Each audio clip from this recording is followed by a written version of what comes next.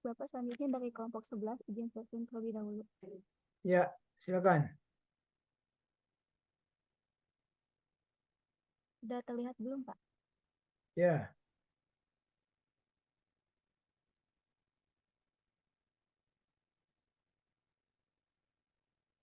Oke, baik. Bismillahirrahmanirrahim. Assalamualaikum warahmatullahi wabarakatuh.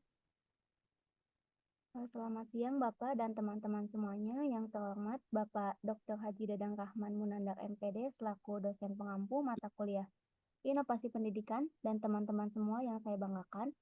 Perkenalkan, saya Pena Piliani dari kelompok 11 dengan anggota saya sendiri, Pena Piliani. Pada pertemuan kali ini akan mempresentasikan terkait inovasi dalam pembelajaran matematika yang memuat PMRI, Lesson Study, dan DDR. Oke, baik. Pembahasan yang pertama yaitu PMRI sebagai inovasi pembelajaran.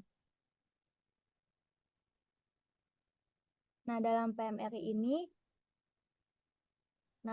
ini adalah salah satu pendekatan pembelajaran matematika yang menekankan pada keterlibatan siswa dengan menyambungkan konsep matematika secara nyata dengan situasi kehidupan sehari-hari ke pengalaman belajar yang berorientasi pada hal yang nyata. Nah, PMRI ini merupakan hasil adaptasi dari Realistic Mathematics Education atau RME yang telah disesuaikan dengan konteks budaya, geografi, dan kehidupan masyarakat Indonesia. Nah, di mana dalam PMR ini siswa diberikan kesempatan untuk mengembangkan ide-idenya melalui pemecahan masalah yang relevan dengan kehidupan sehari-hari. Nah, pendekatan ini bersifat student center atau berpusat pada siswa, sedangkan peran guru lebih sebagai fasilitator, moderator, dan juga evaluator. Nah, dengan pendekatan ini, permasalahan diangkat sebagai titik awal untuk memperkenalkan konsep matematika sebagai siswa sehingga siswa dapat lebih mudah memahami materi yang diajarkan. Nah, PMRI juga tidak hanya mengharapkan siswa untuk menghafal rumus, tetapi lebih mengedepankan pemahaman konsep matematika secara mendalam. Nah, berikutnya ada prinsip-prinsip terkait PMRI, di mana PMRI ini menerapkan prinsip-prinsip RME sehingga karakteristik RMI juga tercermin dalam PMRI. Terdapat 3 prinsip utama, yaitu ada guided reinvention atau menemukan kembali secara seimbang, kemudian ada didaktikal fenomenologi atau penemuan didaktik, kemudian yang terakhir ada self-develop atau self-develop models atau model dibangun sendiri oleh siswa. Nah, selanjutnya ada 5 karakteristik dari PMRI, yaitu yang pertama ada penggunaan konteks, kemudian penggunaan model untuk matematisasi progresif, kemudian pemanfaatan hasil konstruksi siswa, kemudian interaktivitas dan keterkaitan. Nah, dalam PMR ini ada beberapa tahapan, yaitu tahap persiapan, pembukaan, proses pembelajaran, dan penutup. Pada tahap persiapan, guru tidak hanya menyiapkan masalah kontekstual, tetapi juga memahami dengan baik dan memiliki berbagai strategi yang mungkin digunakan dalam menyelesaikannya. Dalam tahap pembukaan, siswa diperkenalkan dengan strategi pembelajaran yang digunakan dan dihadapkan pada masalah dunia nyata. Selanjutnya, siswa diminta untuk menyelesaikan masalah terkait dengan kemudian pada proses pembelajaran, siswa mencoba berbagai strategi untuk menyelesaikan masalah sesuai dengan pengalaman individu maupun dalam kelompok. Dan mendapatkan tanggapan dari mereka. Guru mengamati jalannya diskusi kelas dan memberikan tanggapan untuk membantu siswa menemukan strategi terbaik serta menemukan aturan atau prinsip yang lebih bersifat umum. Kemudian untuk tahap yang terakhir ada penutup. Setelah mencapai kesepakatan tentang strategi terbaik melalui diskusi kelas, siswa menarik kesimpulan dari pelajaran tersebut. Sebagai tahap akhir, siswa melakukan evaluasi dalam bentuk soal matematika formal. Nah, selanjutnya ada kelebihan dari PMRI. Yang pertama itu menyajikan pemahaman yang konkret dan praktis kepada siswa tentang hubungan antara matematika dengan kehidupan sehari-hari, serta pentingnya matematika dalam kehidupan manusia secara umum. Kemudian yang kedua, memberikan pemahaman yang jelas dan praktis kepada siswa bahwa matematika adalah bidang studi yang dikonstruksi dan dikembangkan oleh siswa sendiri, bukan hanya oleh ahli matematika. Selanjutnya, Yang ketiga, menyampaikan kepada siswa bahwa cara penyelesaian suatu masalah tidak harus tunggal dan bahwa setiap orang dapat memiliki pendekatan yang berbeda. Untuk yang terakhir, memperjelas bagi siswa bahwa proses belajar matematika memerlukan waktu dan usaha, dan mereka dapat menciptakan pemahaman matematika sendiri dengan bantuan dari orang yang lebih berpengalaman, contohnya seperti guru. Nah, di samping kelebihan, tentunya ada kekurangan. Yang pertama membutuhkan perubahan pandangan yang mendasar terhadap berbagai aspek seperti persepsi terhadap siswa, guru, dan penggunaan soal-soal kontekstual. Kemudian yang kedua, membuat soal-soal kontekstual yang sesuai dengan standar tidak selalu mudah, terutama untuk topik matematika tertentu yang harus memiliki beragam solusi. Selanjutnya, kekurangan yang ketiga, mendorong siswa untuk menemukan berbagai cara. Penyelesaian soal juga merupakan tantangan tersendiri bagi guru. Dan kekurangan yang terakhir, proses pengembangan kemampuan berpikir siswa melalui soal-soal kontekstual dan proses matematisasi horizontal dan vertikal tidak sederhana, karena melibatkan pemahaman siswa dalam menemukan kembali konsep matematika yang telah ada. Nah, kenapa PMRI disebut sebagai inovasi?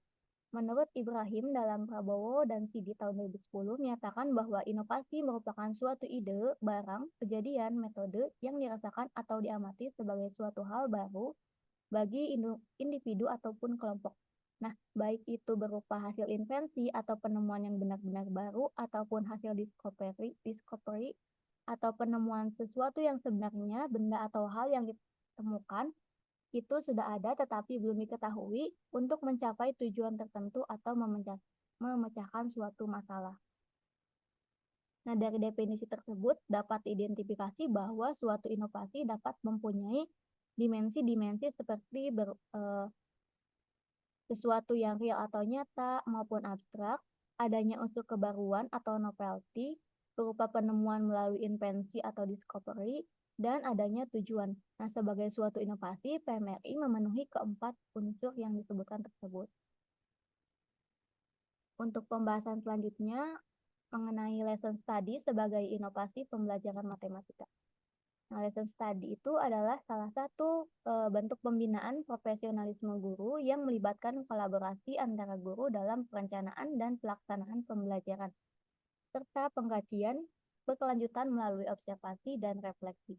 Lesson study ini dilihat sebagai model pembinaan profesionalisme guru yang berpusat pada pembelajaran kolaboratif dan berkelanjutan dengan prinsip-prinsip legalitas dan mutual learning untuk membentuk learning community.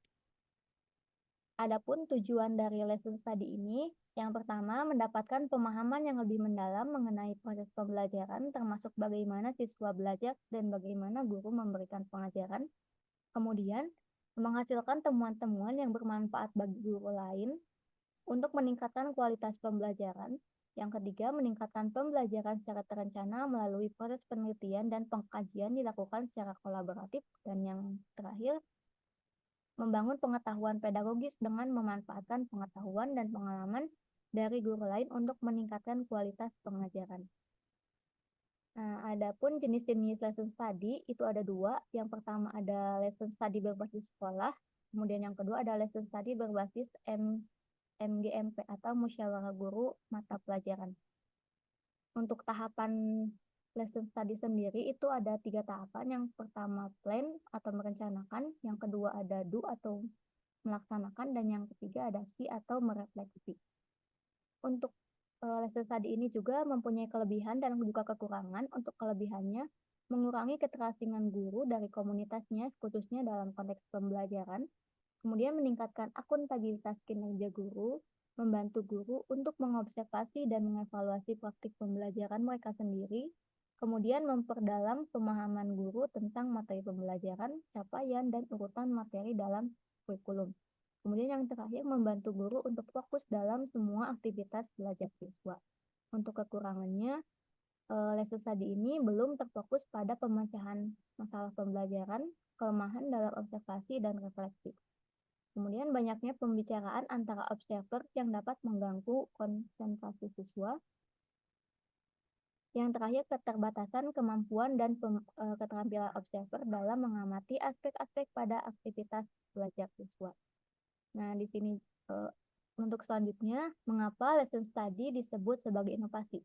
Nah, lesson study dianggap sebagai inovasi dalam pendidikan karena pendekatannya yang unik dan efektif dalam meningkatkan kualitas pengajaran dan pembelajaran. Berikut ada beberapa alasan mengapa lesson study dianggap sebagai inovasi. Yang pertama, lesson study ini mendorong kolaborasi antara guru dalam merencanakan, mengamati, dan mengevaluasi pelajaran. Kemudian, melalui lesson study ini, guru memiliki kesempatan untuk melihat langsung bagaimana rekan mereka mengajar dan bagaimana siswa bereaksi terhadap pembelajaran. Kemudian yang terakhir, lesson study menekankan pembelajaran aktif di mana siswa aktif terlibat dalam proses pembelajaran. Untuk pembahasan yang ketiga, di sini ada DDR sebagai inovasi pembelajaran matematika. Didactical Design Research atau DDR dipandang sebagai sebuah paradigma inovasi pembelajaran yang memberikan solusi bagi kesulitan guru dalam merancang pembelajaran yang sesuai dengan kebutuhan siswa di kelas. Selain itu, dipandang sebagai salah satu cara untuk meningkatkan kompetensi pedagogik guru. Adapun karakteristik dari DDR ini, yaitu yang pertama ada intervensionis, yaitu bertujuan untuk merancang suatu intervensi dalam dunia nyata. Kemudian ada iteratif, melibatkan pendekatan siklikal yang mencakup perancangan, evaluasi, dan revisi yang berulang. Kemudian ada proses oriented, yaitu tidak hanya fokus pada pengukuran input-output, tetapi lebih menekankan pemahaman dan pengembangan model intervensi. Kemudian yang keempat ada utility oriented, menekankan pentingnya kegunaan rancangan pembelajaran yang dirancang sehingga dapat digunakan secara praktis oleh pengguna.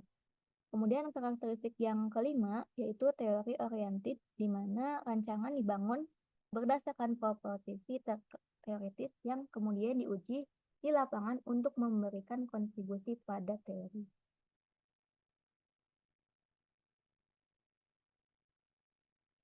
Nah, selanjutnya ada dua model DDR, di mana menurut Lidi Nilah dalam Mardiana tahun 2013 mengemukakan bahwa terdapat dua model pengembangan dan penerapan DDR, yaitu model Hudson tahun 2008 dan model Suryadi tahun 2010.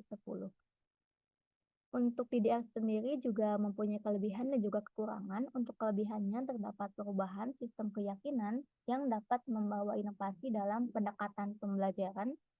Kemudian yang kedua, membawa perubahan dalam praktik perencanaan pembelajaran, memungkinkan untuk penyusunan rencana pembelajaran yang lebih efektif, mendorong perubahan dalam refleksi, memungkinkan guru secara aktif mempertimbangkan dan memperbaiki praktik pembelajarannya. Untuk kekurangannya, DDR ini terletak pada kesulitan dalam menyesuaikan alokasi waktu yang diatur dalam desain pembelajaran dengan alokasi waktu yang tersedia hanya saat implementasi dilakukan. Nah, kenapa DDR ini disebut sebagai inovasi? DDR dianggap sebagai inovasi dalam pendidikan karena pendekatannya yang berpusat pada desain pembelajaran yang efektif dan berorientasi pada peningkatan hasil belajar siswa. Beberapa alasan mengapa DDR dianggap sebagai inovasi, yaitu yang pertama ada menempatkan desain pembelajaran sebagai pusat perhatian, kemudian berupaya untuk mengembangkan metode dan strategi pembelajaran baru yang inovatif dan efektif, kemudian mempertimbangkan kebutuhan dan karakteristik siswa dalam desain pembelajaran, dan yang terakhir seringkali melibatkan penerapan dan uji coba desain pembelajaran dalam konteks yang nyata. Nah, dari ketiga model tadi, yaitu PMRI Lesson dan DDR, terdapat kesimpulan, yaitu pendekatan baru dalam pembelajaran matematika seperti PMRI, Lesson Study, dan DDR sangat membantu guru dalam meningkatkan cara mereka mengajar, di mana PMRI membantu siswa melihat hubungan antara matematika dan kehidupan sehari-hari. Kemudian lesson study memungkinkan guru untuk bekerja sama dan belajar dari pengalaman satu sama lain, sedangkan DDR memberikan kerangka kerja penelitian untuk meningkatkan metode pengajaran. Nah, meskipun ada beberapa tantangan atau kekurangan tadi seperti pengaturan waktu yang eh, kurang tepat, secara keseluruhan pendekatan ini memberikan cara yang lebih baik untuk mengajar matematika dan meningkatkan kemampuan guru dengan menerapkan pendekatan pembelajaran ini. Pembelajaran matematika diharapkan menjadi lebih menarik dan juga efektif bagi siswa. Nah, mungkin itu saja yang dapat saya sampaikan. Selanjutnya dipersilahkan kepada setiap perwakilan kelompok untuk bertanya dengan cara mengaktifkan fitur raise hand-nya. Terima kasih.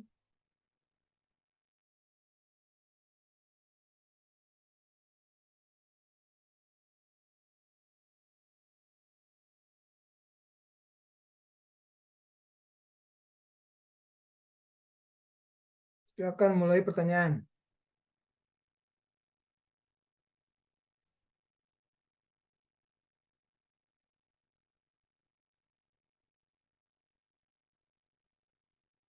Ya, sambil menunggu yang lainnya, di sini sudah ada beberapa yang raise hand. Yang pertama, Aisyah, kepada Aisyah dipersilakan untuk menyebutkan nama dan juga nama kelompoknya.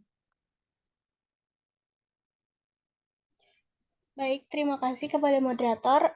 Saya Aisyah, perwakilan dari kelompok 1, izin bertanya, bagaimana cara mengatasi kekurangan dalam inovasi pembelajaran DDR? Terima kasih. Oke, baik Aisyah, terima kasih. Selanjutnya ada Aisyah Nuramin, dipersilakan untuk bertanya.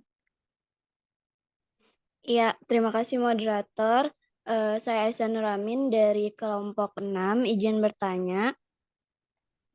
Bagaimana pendekatan PMRI, lesson study, dan DDR dapat disesuaikan dengan kebutuhan dan konteks spesifik masing-masing sekolah atau wilayah? Sekian, terima kasih. Oke, baik. Terima kasih Aisyah. Selanjutnya ada Syifa Restiani, dipersilakan untuk mengaktifkan fitur mikrofonnya. Baik, terima kasih izin bertanya. Bagaimana PMIR dapat menumbuhkan minat siswa terhadap matematika melalui pendekatan yang lebih kontekstual dan relevan? Terima kasih. Oke, terima kasih Syifa. Selanjutnya ada Najira, dipersilakan. Baik, sebentar ya Teh. Ya, terima kasih kepada moderator. Saya Nazira Yasmin, perwakilan dari kelompok 8, izin bertanya. Pertanyaannya, apakah ada metode pembelajaran yang lain sejenis DDR yang dapat mengganti apabila DDR tidak dapat berjalan dengan lancar? Terima kasih. Oke, baik. Terima kasih Najira. Selanjutnya ada Salsa, dipersilakan.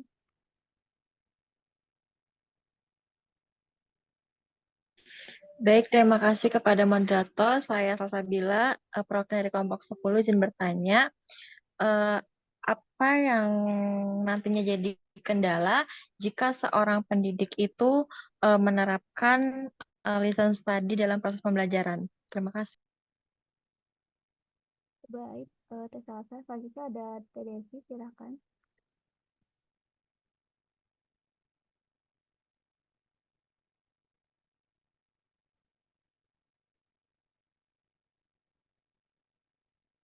Pada Teh Desi, dipersilakan. Baik, terima kasih pada moderator. Saya Desi Melawati dari kelompok 12, izin bertanya.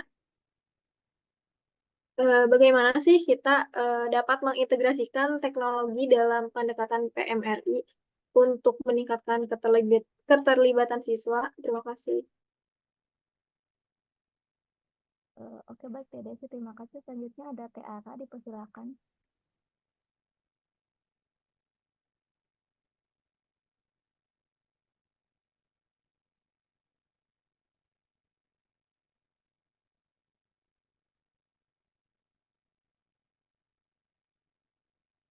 Pada Teh Ara boleh untuk mengajukan pertanyaannya.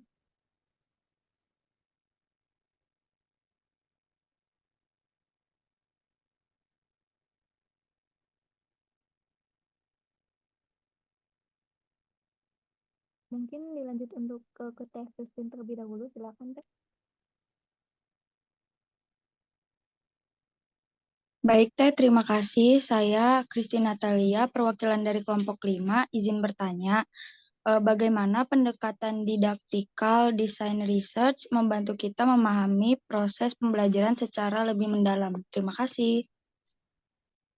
Oke, baik, terima kasih. Selanjutnya Teh Ara, silahkan Teh.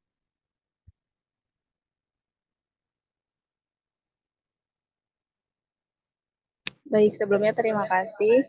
Izin bertanya, saya Ara dari kelompok 4. Izin bertanya apa yang membedakan antara DDR model Hudson dan model Suryadi? Terima kasih. Oke, baik, terima kasih Teh. Selanjutnya ada Fitri, silahkan.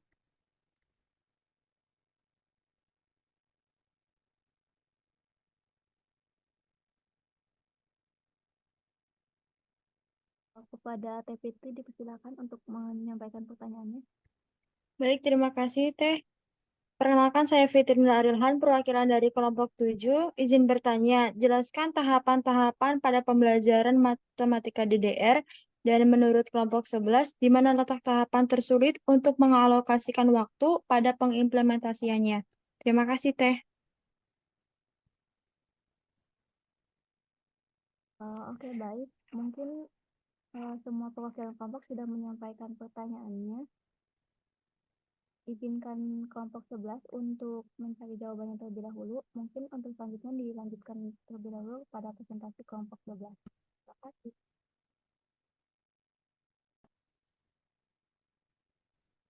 Dari kelompok 11 akan menjawab pertanyaan di kelompok 1, 4, dan 13. Untuk kelompok 1 itu tadi pertanyaannya dari Teh Aisyah, yaitu bagaimana cara mengatasi kekurangan dalam inovasi pembelajaran DDR. Nah, untuk mengurangi kekurangan tersebut, dapat mempertimbangkan beberapa strategi, diantaranya penyesuaian prioritas, maksudnya identifikasi komponen pembelajaran DDR mana yang paling penting dan efektif untuk mencapai tujuan pembelajaran. Kemudian bisa fokuskan pada aspek yang memberikan dampak terbesar pada hasil pembelajaran. Kemudian buat rencana waktu yang realistis dan fleksibel untuk implementasi pembelajaran DDR. Kemudian prioritaskan kegiatan yang paling penting dan alokasikan waktu secara proporsional berdasarkan urgensi dan dampaknya terhadap tujuan pembelajaran. Kemudian yang ketiga, bisa memanfaatkan teknologi untuk mendukung implementasi pembelajaran DDR, di mana dapat membantu dalam mengatur dan memanfaatkan waktu secara lebih efisien, serta memberikan fleksibilitas dalam akses materi pembelajaran.